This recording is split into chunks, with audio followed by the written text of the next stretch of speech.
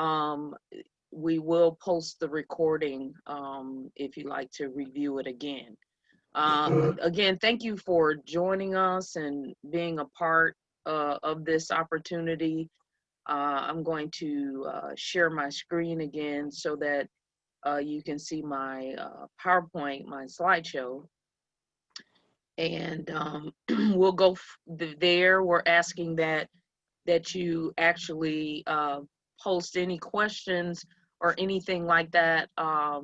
Please do so in the chat box, and we'll manage that as we go along. If you can kind of hold your questions until the end of the presentation, that will be great, and then we'll go back and answer that for you.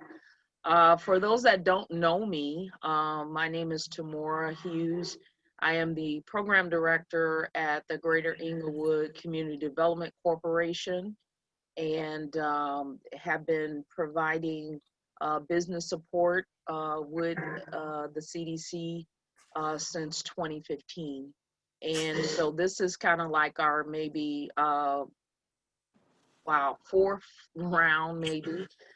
We also did Retail Thrive. So we've been providing these presentations for a while just to help you navigate the process. Our mission is to rebrand, rebuild, and revitalize the Greater Englewood community, but also our surrounding community. So it's not just Greater Englewood, but it is also existing communities that are around us. And we look to build community assets and also to facilitate ongoing collaborations with all the residents of Chicago, as well as any of our stakeholders. So we do that through our business and workforce development activities, also through our workshops, and we also have one-on-one advising to support you as well. And we do a lot of these opportunities through the Illinois Small Business Development Center. We are a agency with the state of Illinois as a SBDC, and this is the way that we can provide the free advising and coaching to you.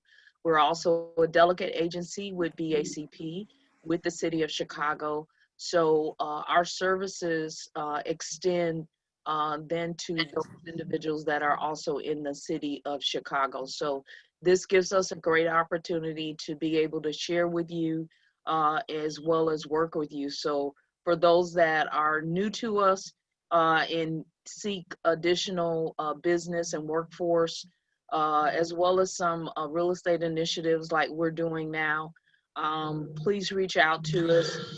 We'll show our phone number and our email address again at the end. So the purpose of this workshop, so that everybody is clear, the purpose is to take you through the proposal process. It is not necessarily designed, this presentation, to take you through what is available through the program guidelines. And as I stated, I believe at 12 o'clock, the city will be doing that again. So they'll be explaining more about the actual opportunity, how the money works and that kind of thing. So you won't get a lot of that on this workshop. You're gonna get more of the proposal, how to prepare your language, what you're thinking about writing in your proposal, so that you have an opportunity to put in the best proposal possible. So if you want to view the guidelines, they are available at www.neighborhoodopportunityfund.com. So you can click and download those guidelines, and as well as the overview. So they'll give you an overview of the past awardees and all of that you can find on the website. And so if you have any questions related to the operation of this proposal, then you will need to reach out and email nof@cityofchicago.org for any of your questions. There are some frequently asked questions on the website, so I would suggest that you go to the website and explore, because probably any questions you have are related or on the website. Okay. So let's really talk about the application process. And like I said, I'll be going live, but just in case we had any kind of live issues, I decided to do a PowerPoint presentation. So when you go to the website, which is www.neighborhoodopportunityfund.com, when you actually go there, you'll see an introduction page. And on that page, you'll also see some header information where it'll indicate how you can navigate to where the fund is. You will want to click on apply, and you'll see that little pencil. It says apply. And when it pops up, you'll be able to see this introduction page, which basically says Neighborhood Opportunity Fund eligibility. You need to make sure that you're eligible in order to apply for this. So it'll give you some instructions. The first thing is that you need to identify the property. So you need to have a project address. You need to have a property address. I just use this sample as this property as a sample. And I just went and looked up what properties were available and found out that this building at 8704 South Constant Avenue is actually for sale. So that's the only reason I put it in there, just to see if it qualified. So you would put in then your property address or the address you're thinking about. So some people want to know, well, do I need to have the property already, or do I need to have established any kind of relationship with a realtor and that kind of thing? It would be suggested that if this is the property you're thinking about, start activating whatever you need to do in order to acquire the property, or at least have had some conversation with a letter of intent, or working with your realtor, as well as looking at the property. So you'll need to put in the property address that you're thinking about, just to see if it's eligible. And in the actual kind of RFP or application, it'll indicate if it's eligible commercial corridor, priority investment corridor, or invest southwest corridor. So sometimes a person may actually pick a property and it's in all three. But when you put in the address, you'll get this kind of map, and the map will let you know what corridor it is in. And you can see by the colors that are highlighted even around this property that I've selected. So this property is in a priority investment corridor, okay? And it'll give you a check mark just to let you know. There is more information on the website about these corridors.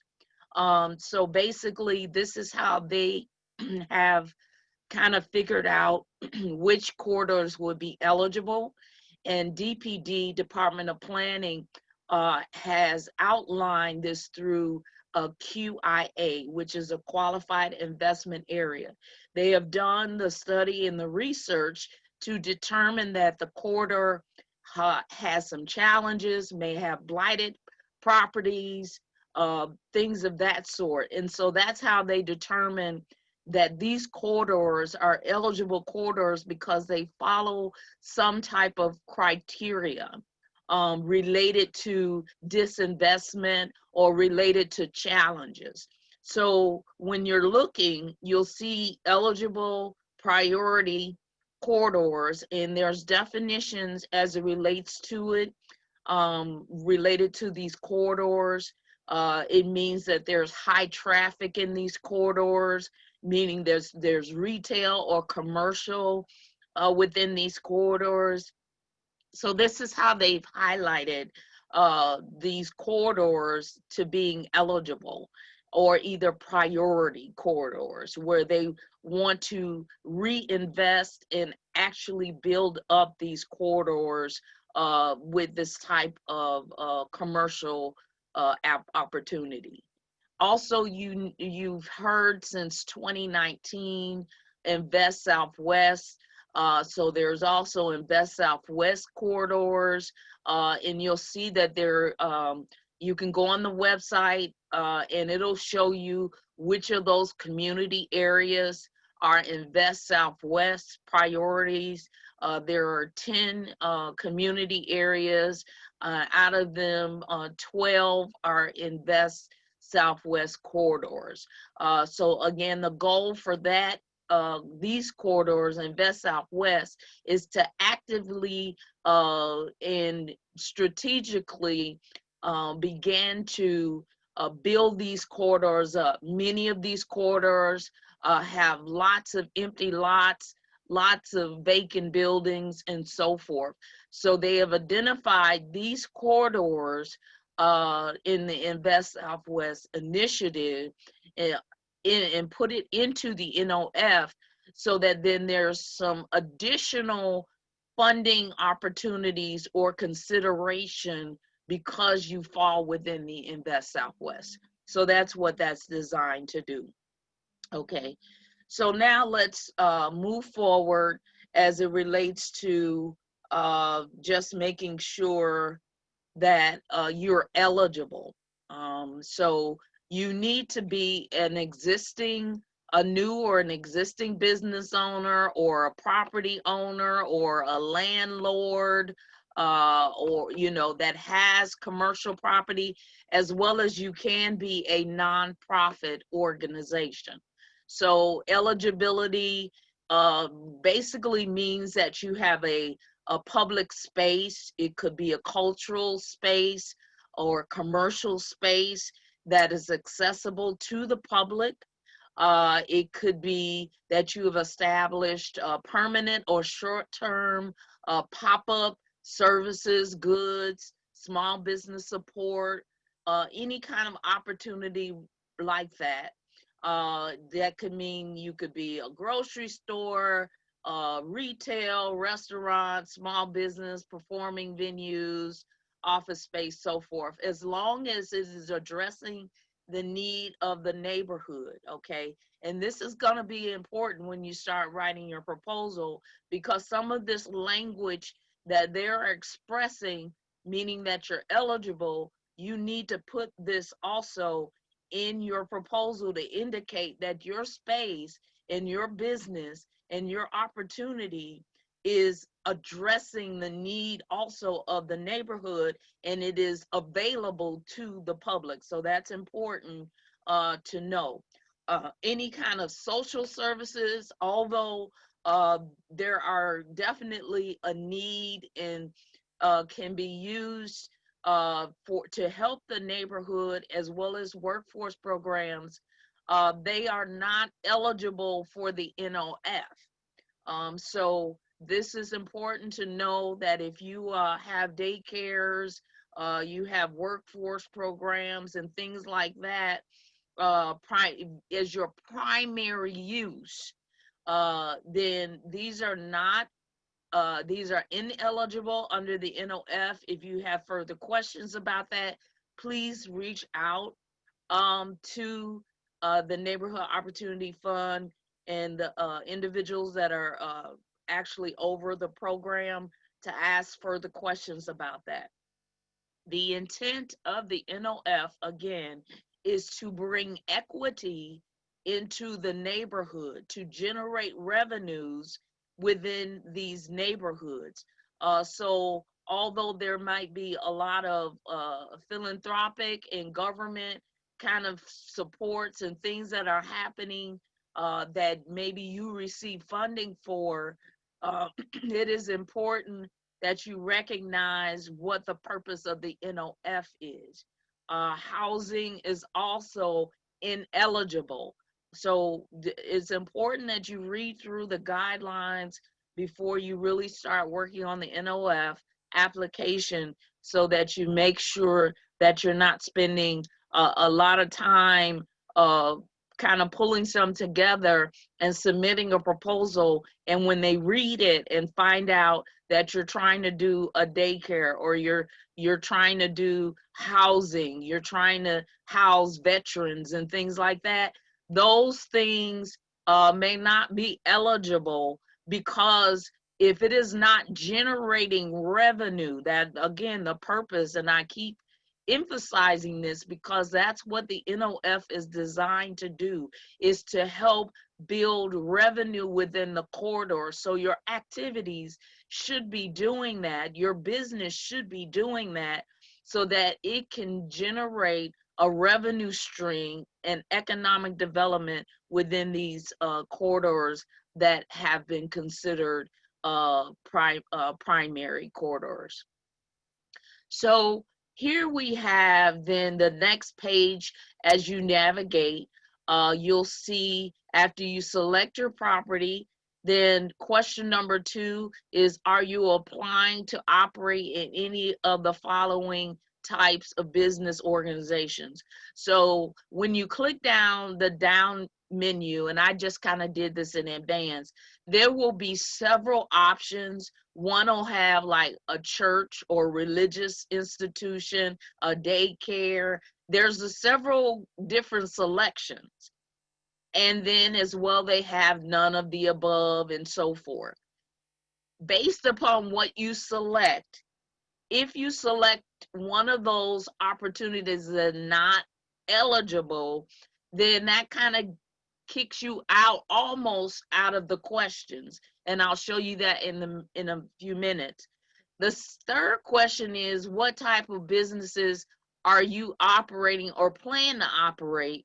And there'll be a list of businesses that you plan on operating, and you can select then from there. If you select those first 3 questions, and if you select the right ones, then you will actually get then a congratulations on the just answering the property and question number 2 and question number 3. If you select those, and I'll do that in a few minutes, I'll actually go live so that you can see what it looks like. But if you're online already, you can actually navigate, you can see the application yourself and see the drop down. But there are several questions or selections you have to make in order to get a congratulations. If you answer them correctly, then it'll give you the opportunity to actually start a project assessment. So those first 3 questions only take you to this stage. Does not mean that you actually have the application ready yet. So now you'll go through a start project assessment if you get a congratulations. If you get a congratulations, then you'll actually be advanced to another page that basically needs your profile information. So that's meaning your first name, last name, your business name, and so forth. That's pretty simple to see. Then it'll ask you some pre-assessment questions. So these pre-assessment questions, it is key that you answer them correctly, because if not, then they will give you a response back saying, sorry, you're not ready yet for this opportunity. So you got to make sure you have some information already to answer these questions. The first question is the project cost. It is so important that you have a good idea of how much the project is going to cost. If you select, no, I don't have a project cost, I can't guarantee, but I'm almost certain that when you get to the end, it's going to say, sorry, you're not ready. So you must know at least the project cost. If you're working on it, it may actually say, okay, sorry, you're not ready. Okay, so I'm just kind of letting you know, when you select this and you want to be certain when you're doing this, so you don't want to have to keep doing this assessment over and over and over again, because once it kind of kicks you out, then you would have to start all over again. So try to get all your information. That's why we do this presentation, so you can actually see it in advance, what they're going to ask, so that you can be working on it, so that when it is time to actually submit, when you get to this page, you would already have the answer. So in this particular case, I went through the process. So I selected, yes, I know my total project cost, and I can provide it upon request, because they will ask that at the latter part of this proposal. They're going to ask, or this application, they're going to ask how much is the cost. So you should know that. Then number two, your investment. So here they want to know, and this is where it kind of comes down to the how much you're going to put in. So please know that there is an expectation that you are contributing to this project. Okay, so the NOF is a funding partnership. So it's not that they're funding the whole thing, that they're expecting that there is some kind of participation in funding by you as well. So you're required to have some kind of responsibility as it relates to the total project cost that is not covered by the grant. So they gave some examples that if your project is $100,000 and you qualify for 75% of your total project cost then is $75,000. Okay, so they're showing you the percentage of contribution. Okay, so you're responsible for financing the remaining 25% of then the total project cost, which is $25,000. So they're asking in this assessment question, how much money do you have either in savings or capital or whatever to invest in this? And notice that they said the word your project today. Okay, so it's important that when you're putting these numbers in, that you will want, if you were awarded, you're going to have to show where your funding is coming from, and how you're getting that funding. So that might be a loan, that may be your own personal funding, that may be an investor, whatever the case may be, the percentage, you need to be able to indicate what you have. So if you do that, you will select then your option. So if you select, I don't have any funding for my project yet, then again, when you get to the end of this and navigate this, they may indicate when you get to the end, okay, you still need to work on this, you need some help, or something like that. And it might not allow you to get to the application. Okay, so the pre-assessment questions are important that you answer them in order to get to the advancement of the application. So in this particular case, in this sample I did, I actually selected more than 75%. If you look at the program overview, the guidelines, they also indicate that if you have more than 50%, then that is something that definitely they would look at for your investment based upon how much your total cost is. So again, you need to know if you have less than 50% or 24%, you know, that kind of thing. When you get to the end of this assessment, it may actually say you're not ready yet. Okay, then the credit score. Do you know your credit score? So it's asking for your credit score, whoever's name is on the application. So even if you're a company or a business that you are representing, a company, you are the president, the CEO, they're asking for that credit score. Okay, So here, do you know your credit score? So you'll select, in this particular case, I said 600 to 700. So they're really looking for credit scores that are within the 6 and higher. The reason for that is then it kind of establishes that if you need a loan, that possibly you could get a loan because of your credit score, okay? So they're looking at your eligibility, that if you didn't need a loan, that you're in good standing with your credit score, that would not be a challenge, okay? So then the next number 4 is city debt. So if you're unaware, you cannot have any debts with the city. They have to be paid, or you have to have entered a payment plan, okay? So if you owe any debts, any water bills, parking tickets, anything like that, any situation like that, they have to be paid. So you have to answer the question at the bottom.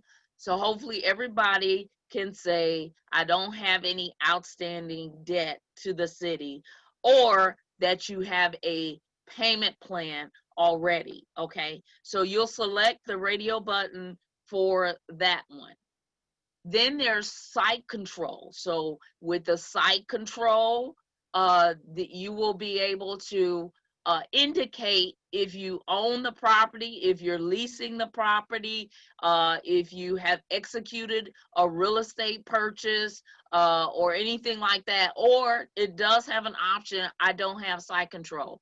So again, when you make these selections, if you have not communicated with the property owner or realtor or anything like that, when you get to the end of this assessment, that may actually cause a challenge for you, for them to say, okay, you're not ready yet. Okay, so I keep saying that because answering these assessment questions in the appropriate manner based upon the information you have will help you to get, or allow you to get to the application stage. So in this particular case, I indicated that I've executed a LOI to lease a property, and that I can actually provide that upon request, that I get approved or I go through this process, I can actually show them a letter indicating that I am in a lease, okay? So you would select that, whichever one you're in, and then the contractor bids. So here, this is also very important, that in order to come up with that cost, you need to have spoken to a contractor or architect about your project. If you indicate, no, I haven't spoken to anybody yet in this pre-assessment, it may actually tell you you're not ready yet, okay? So you need to make sure that when you're doing this and you have enough time before you do your application, to take the time to talk to a contractor, talk to an architect, look at the building you're talking about, getting an assessment done, find out how much is it going to cost to fix up the property. You need to do all of that now, so that when it's time, or when you're ready to fill out the application, you have all of this information. So in this particular case, I indicated, yes, I've spoken to a contractor or architect about my project. So then the contractor bids, they're asking, okay, do you have a bid yet? Have you spoken to anybody yet about your planning process? You will want to indicate or get this done so that you're not fibbing or lying about it, but you've actually done it. You want to get this done so that you can indicate, yes, I've spoken to a contractor or architect about my project. You might not have the bid yet, but at least you've had the conversation. So you want to make sure, because if you haven't spoken to anybody about this, if you haven't talked to an architect about this, how do you know how much it's going to cost to get it done? So there's some preliminary things that they're expecting you to do in advance, because then it presents your project in a better light to the city. Then number 7 is the construction timeline.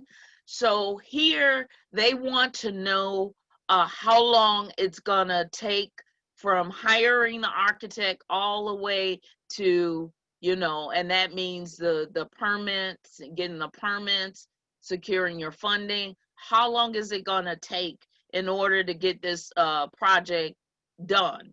Okay, for the construction. So uh, you want to indicate, and if you look at the guidelines, they are looking for projects that are going to be ready in 6 months.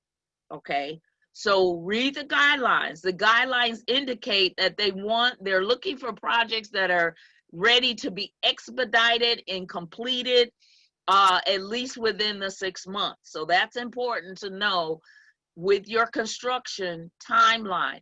If you have a project that is not going to be ready within that time period and you select 9 months or 12 months for your project, when you get to the end of this, it might say you're not ready yet. They're looking for projects that are ready to go. They're shovel ready to go. These are projects that you've been working on for years, just waiting for the funding opportunity. You've done all your homework. You've talked to your contractors. You know how much money you need. You've already kind of looked into loans and investors and all of that. They're looking for those type of projects, okay? So once you do all this and you answer the pre-assessment questions, then you can hit the button submit.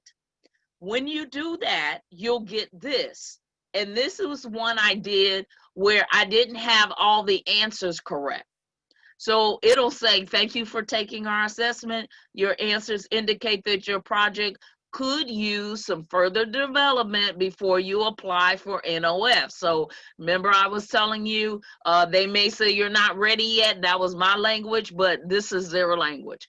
They're indicating that there's something that I put in these pre-assessments that I'm not necessarily ready to apply for the NOF. So I answered the project cost correctly. So it gave me a check mark and my answer. I answered the investment correctly. So it gave me an answer for the investment. I missed the page, but I answered number 4 and number 5 correctly as well. And then number 6, I answered that correctly. But what I did not answer correctly was the timeline.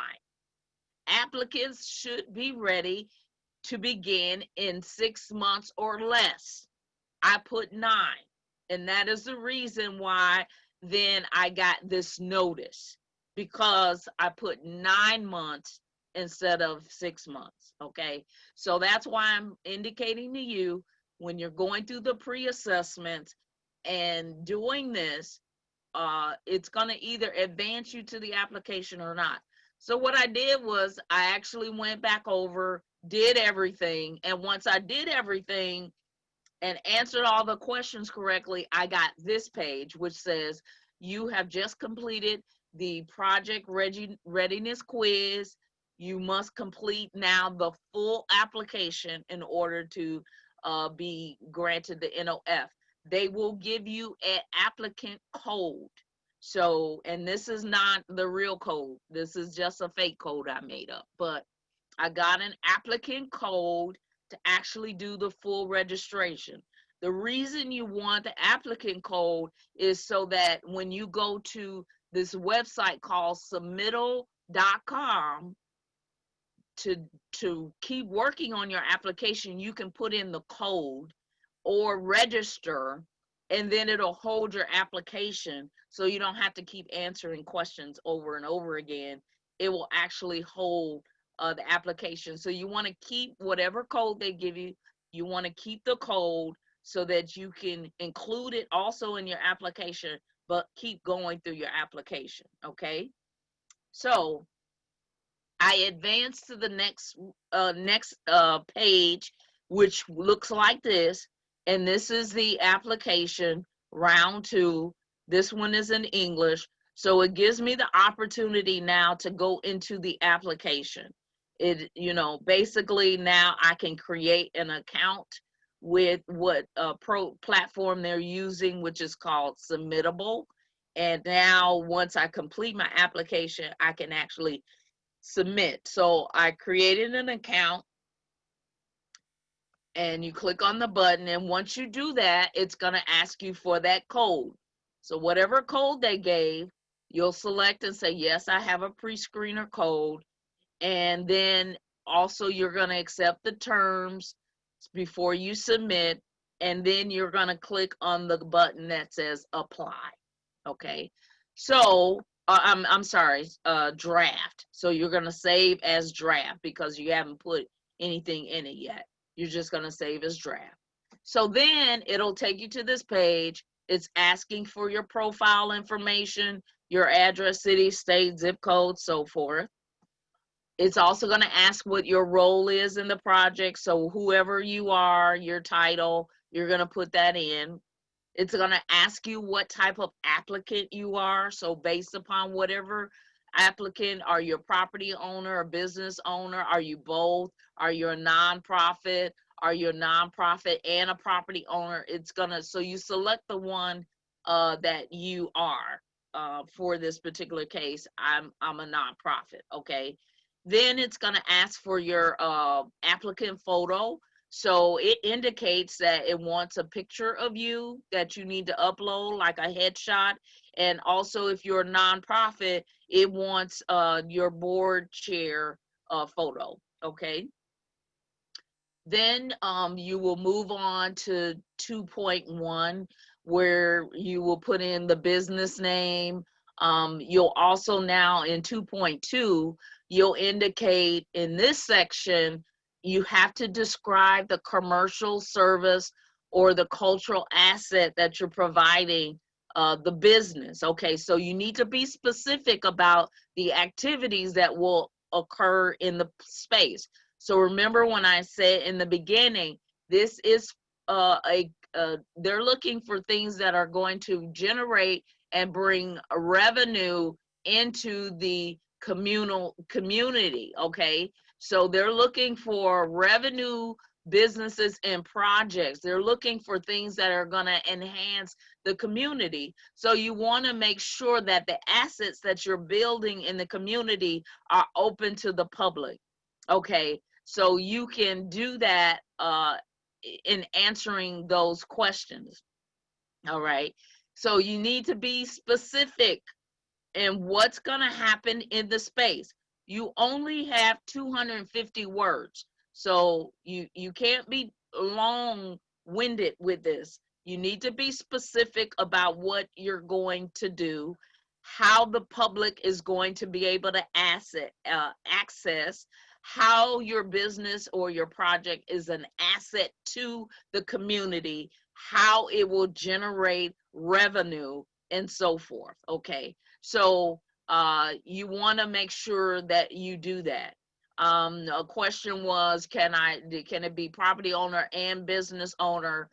Yes, you can select that. You will also have an opportunity to be able in the proposal, and you can put it right here in this section too, that you are a property owner and a business owner. So this is where you can be able to put a bit more verbiage in your proposal. If the radio buttons don't allocate that, you can communicate a little bit more clear about who you are and what you do. Okay, so that's 2.2. This is important because this is how they will know what you're doing and how your activity, your business aligned with NOF, and NOFs is wanting to, when you're going after an NOF, key thing to remember, it is building the economic development and revenue in communities or corridors that have not generated that before in the past, okay? Or have not generated that currently. These are maybe blighted communities, abandoned buildings, empty lots, all of that. So they're looking for projects that are ready to go, that you can do in 6 months, get it done, and open, so that then you can make that community corridor vibrant. Okay, so when you're communicating, it's important that you're typing that type of information in 2.2. They want to know what that project is, how that project's going to work, and how that project works for NOF. Okay, 2.3 indicates, and it says in this section, you're going to describe the project.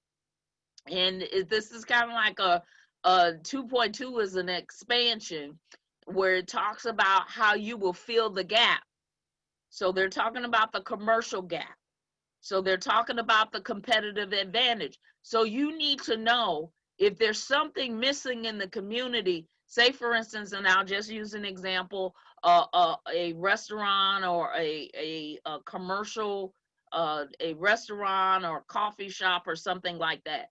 Although we're in this stage of COVID and that kind of thing, you must communicate how your business still can operate and keep its doors open, that it can fill the gap, because maybe you have considered the whole arena of technology, that you considered how to pivot your business, that you considered how to social distance, that you considered how to generate revenue with a pickup and drop off and a drive-through and all of that. So this is an opportunity to indicate how you can fill the gap. It may mean that there aren't any cultural places like art centers and things like that. How do you fill your community gap? And now also think about, how do you do that with social distancing? It's going to be important, because you need to be able to show that your business or your project can still thrive no matter what circumstances we're going through right now. Okay, so you want to make sure what you know want to make sure that you're communicating that you only have 250 words in order to do that. My suggestion is that you get a Word document and you actually type it out in a Word document and save it, so in case something happens with the online and the system crashes or something like that, at least you have a Word document you can copy and paste it back in there. Okay, so you want to make sure that you are able to get that done. A question was, if you are a holding company and you're operating your business under a different name, you will need to actually indicate whatever you are incorporated with, because that's what they're going to look at, your incorporation, your business name. And then also, in some cases, they indicated if you're doing business as. So if there's another name, then whatever is listed under your Secretary of State, your business name, that is the name. Again, in these sections where you can go very detailed about your business, you can indicate that although my holding company and my business name is this and I'm incorporated as this, I also then have, we also operate underneath a different name, and indicate what that name is.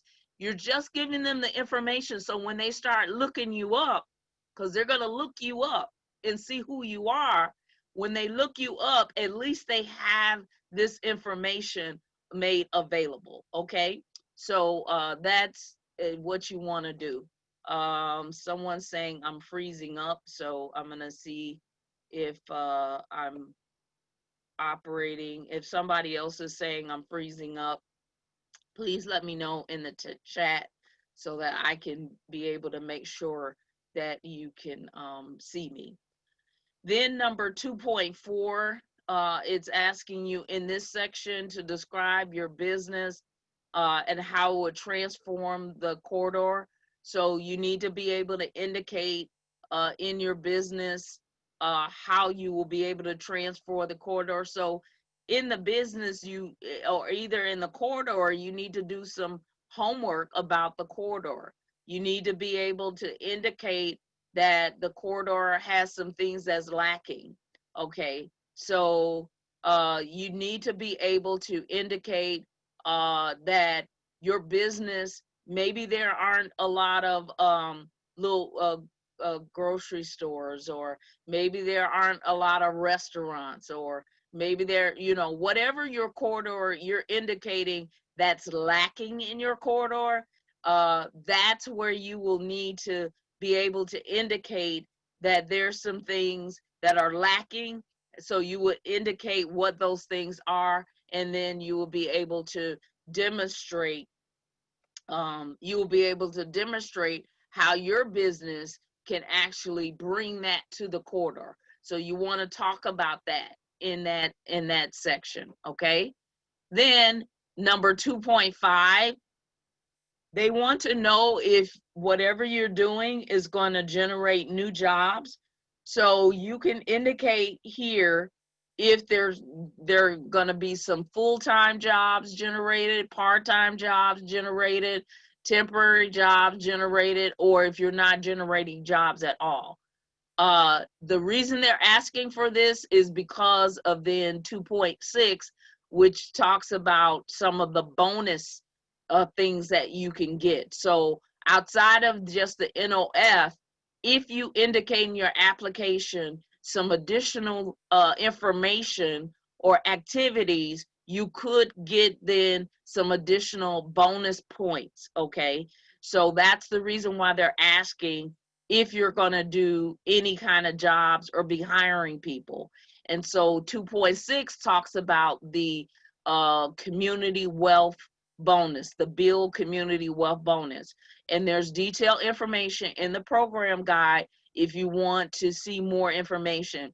This is just a brief synopsis of some of the bonuses. One of the bonuses is if you actually live within the NOF eligible area, and you also have the business within the NOF eligible area, there's a potential that you can get additional or addition of 25% of your total cost of eligibility that would go toward the construction budget, okay? So again, go to neighborhoodopportunity.com to get more information about that. Also, nonprofits are not eligible for the local residency bonus. So nonprofits can't get that one. But you can look at the Build Community Wealth Bonus, which is the local hiring, which is another 25%. And that is the reason why they asked 2.5, because here, if you actually hire new employees under the NOF or the NOF, then you could get up to 25% reimbursement, meaning that after a full year of work, you've paid them, you can show that you've paid wages, that you show that you can pay, that you paid training costs and so forth, and that you have hired at least 2 new employees or full-time employees, that at the end of that year, then you can actually produce the wage expenses and things to get reimbursed, okay? Meaning that you got to pay them up front first, and then after a year of actually running the project, that then you can submit your wage expense and other expenses of those new employees and get reimbursed up to 25%, okay? So that's how that operates. That's where some of the additional funding, additional opportunities come forth with the NOF, okay? So once you complete that, those are the questions in detail. When you get to that, then you'll get to 3.1. 3.1 is just asking about the project site. Okay, it's asking that address, remember, that I searched on. So whatever the address is, you're putting that in. You're indicating and putting if there's a suite number or whatever the case may be, you're putting that in, the location, the city, the state. You got to be in Chicago though, because this is a Chicago application. Okay. Then 3.6 is what is your preferred mailing address. So this is where either you're wanting to get any notifications from in your email to your email, or mail, or having any mail sent to then the project site. So you want to make sure that you got the project site locked down and that you can get mail if that's the case. So it's either going to come to your address or it's coming to the project site address. Okay.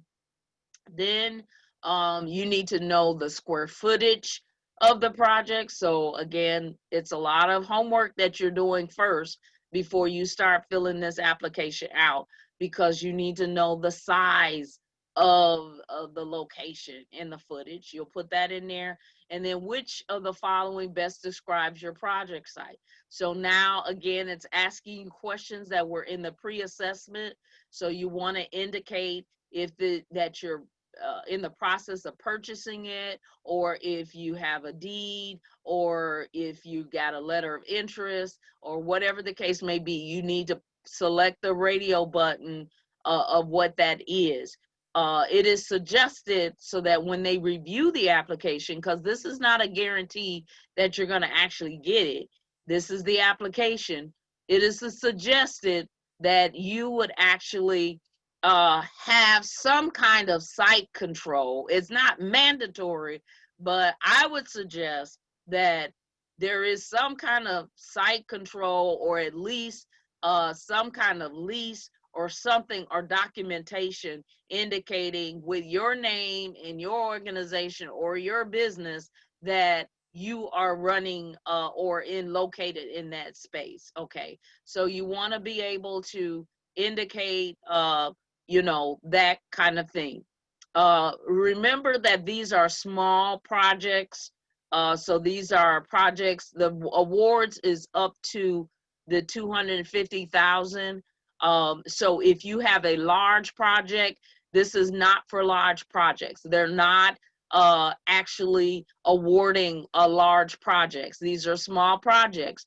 But if your project is large or big, know that the NOF, that you're eligible up to the 250, which means that if your project is in the millions of dollars, then you will need to come up with the rest of the money. So it does not stop you from applying. So there is no necessarily cap on your project side, but there is a cap on the small project side. Okay. So you want to make sure that, and thank you for sharing to everybody that next session is starting at 12:30. So I'm going to try to finish up with this in a few minutes so that you guys can make that session. Okay, then you want to look at your business info section, which is 4.0. It's asking some of the repeat questions. Your business name, the type of business that you're really looking into or you want to do. They indicate on the side. It does not cover manufacturing, so you can't be a manufacturing company, a social service such as a daycare, residential or workforce programs. All those things are ineligible. Okay, so it's going to let you know what is available or not available. Okay, and so you can't do a worship center. Okay, so projects associated to the places of worship, they're eligible, but the primary use must be commercial, and it must be available to the public, meaning that it can't just be a worship place just for church. It must be a place that has some kind of primary use of commercial. Okay, so just make sure you're reading through this so that this gives you the best points in order to get through this application. Then 4.3 says, what is your business organization structure? This is how you incorporate it. Okay, so you need to indicate with the Secretary of State, how you incorporate it. Are you incorporated, an LLC, whatever the case may be, a partnership? So you need to indicate that. Then we're almost at the end because now they're talking about the money. Okay, so the NOF grant can cover up to 50% of eligible project costs for renovations to an existing business or for new construction. Okay, so hopefully that's clear. Okay, this percentage can be increased by 25% or up to 75%. Why? Because of what I just talked about the build community wealth bonuses. So if you live within that, the eligible quarter or community, and also you're hiring with that community wealth bonus, then you can get an increase up to 25% because of those. Okay. So you want to look at that and ensure that you're eligible for it. You need to go to the neighborhoodopportunityfund.com. All that information about wealth bonus and the details of that are listed on that website. Then the remaining project costs will need to be covered by who? You. So you're gonna have to cover the rest of the costs, and you'll have to then show the source of your funding. Okay, so it's important to do that. If you're trying to register or to get to this part where I'm talking about for the NOF, you're going to www.neighborhoodopportunityfund.com, and when you go to the page, there will be at the very top of the page, navigation, it says apply. So when you click on that, that's how you will begin your registration, okay? So then number 5.1 says anticipated project costs. So this is where you need to have your numbers. You gotta have those numbers because you need to fill out this table, okay? So this might not be all of the project costs, but these are the high level project costs, okay? So you'll need to be able to anticipate how much is it gonna cost for hard costs. So people say, well, what is hard cost? That's your renovation, if you're doing new construction, if you MEP, which is mechanical, electrical or plumbing work or roofing, those are considered hard costs. So in the table, it'll ask you identify type of cost. So in this space, you'll put hard, or it may be soft, or it may be acquisition. Okay, so in that space, you're just putting one of those words. Then in the next space, it'll say identify use of funds. Okay, so in that particular case, you're gonna indicate, so say maybe my hard cost is roof.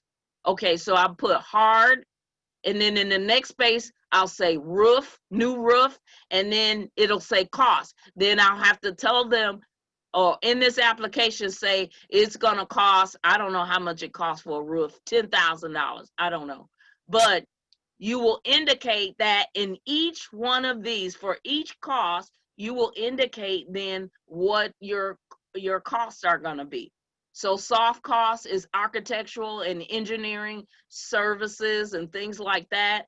That's for your planning your project. So, and then acquisition, of course, is if you're purchasing a project. You cannot put a computer in this cost. So this does not have anything to do with administrative or office supplies. You have to cover that on your own. That does not go in this application. The only thing that goes in this application is hard costs, soft costs, and acquisition costs. If you have further questions about some of the items you want to put in here, you will have to go to Neighborhood Opportunity Fund or reach out to them to ask, is this eligible or can I put that in? Some of the costs that you're talking about or that you want to do, like buying a computer or hiring somebody, it does not go in here. This is more related to the actual infrastructure of the building. Okay, so just so that you have clarity, many people put in a lot of information about their whole project, but for this NOF, it's not for all of that. They want to know the infrastructure costs. Okay, so just so that you know that. So of course, I use my executive director's name in order to go through this process. But whoever you are, once you actually go through this and you save it as a draft, you can save this as a draft, sorry. You can save this as a draft, and when you get to the end, after you put in the cost, then you will actually, they'll send you a link, and you'll see the link, the submittable.com. You can actually do it as a draft, and when you do it as a draft, you created a password, so you can always go back in, and you can always see your drafts, and you can click on it that says draft, and you can keep working. So whatever you put in there, you don't have to start all over again. You can actually pick off from where you left off. And then of course you'll see where it says that the deadline is November 6th. So everybody must get this in by November 6th. Okay, so want to make sure you do that. So I think I got to the end. So now we've been answering some questions as we were going along. But if there's any additional questions, I noticed that someone said I purchased a property 2 months ago. Okay, will I be able to add this to the acquisition? I would double check with the city, but if you purchased it already and you already have the paperwork showing that this property belongs to you, you should be able to do that, because that's going to be part of the attachment. That's going to be a part of what they're looking for. Even when they asked all those questions, you will have to show proof that that property belongs to you now. Okay, so you should be able to do that. Any other questions?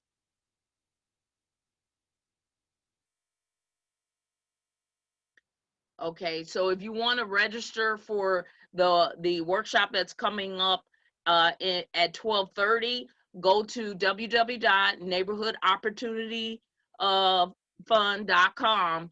On their website, you'll see the sessions. Okay, so some of them they did already, but you should be able to see sessions. You should be able to click on the link, and the link will then show you how to get into the 12:30 today. So tomorrow, this is Rhea, the 12:30 is closed. Oh, it's closed. So sorry, guys. So you want to look at, they may on the website actually have the recordings of the previous sessions. So go to the website, go to where the sessions were. I think there's some links. One is in English, one is in Spanish. So go to those links and see if there's a recording on the link that you can actually listen to, or pull down the guidelines and pull down the overview and read those. And if you have any questions, then you can reach out to them for any questions that might not be covered in the guidelines and also the overview. Okay, any other questions?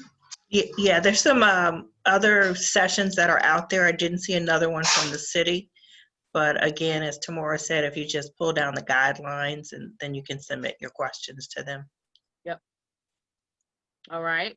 Anything else? Are there any paid consultants I can hire? What do you mean?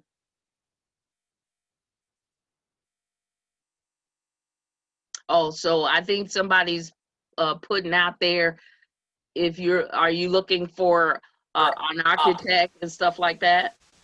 No, I meant, is there anyone out there I can hire to assist me with the process? Oh, to fill out the application? Yeah. I'm not sure. We're just doing these technical assistants, so we're not actually filling out applications. You can actually, if you want to set up a one-on-one with us, so that as you're working through the application and you want us to review your application, we can do that. That's what I'm looking for. Yes. Okay. Okay, so you should have registered when you did this and registered with our link. So now you can actually send us an email when you're ready for us to review your application, and we can schedule a one-on-one with one of our advisors so that you can actually we can assist you that way. Okay. Sounds good. Thank you. Okay. I see. Any other questions? No? Okay. Well, I hope this has been helpful to each of you. Again, I would suggest this was designed to take you through the proposal. Many times you have to go through this and you don't understand the questions and you don't understand what they're looking for. So this was designed so that you could go through and put in the best proposal available or possible. Okay, so that's why we do this. It's not to really go over the guidelines and things like that, because the city does that thoroughly. This was designed to help and assist you with your language, okay, and what you should be considering. So it is, again, open to anyone that if you do need some technical assistance as you're working on the proposal, you can email us. So I think I had provided our email address, so I'll share my screen again so you can actually email us or give us a call, so that then if you do have any further questions, you can email us, and you can email me at info@gecdc.org. Again, info, info @gecdc.org, or you can also call us at 773-651-2400.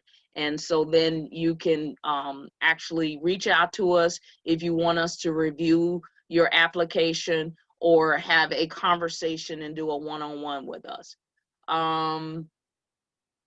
Yes, you can use this for an art program or project, but it needs to be something available to the public. So if you have and you can go to the website, you can see some people that were awarded. I think Gallery Guitar or Guitar was one place, a Guitar Gallery. They were awarded a few years ago. So it's a beautiful place. It's a building where there's artwork, community artwork there. So it needs to be something where it's open to the public. So if you're talking about documentaries and broadcast projects, it needs to be a building that is available to the public, that the public can access access whatever you're doing. Okay, so or it needs to be studios or something like that where it's available to the public.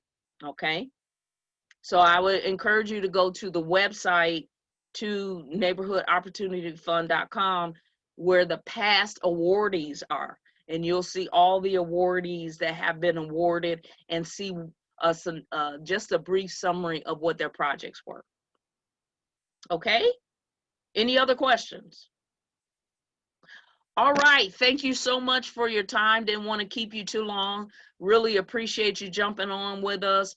And again, this has been Tamora Hughes. I'm with the Greater Inglewood CDC, and go to our website. We have other workshops and things coming up real soon for our small businesses. So I would encourage you to check out our website, check out what we're doing, and you can join in with us. Our services and the things that we're doing are free because of our funders with the state of Illinois and also with the city of Chicago. So if there's any help you need, just reach out to us.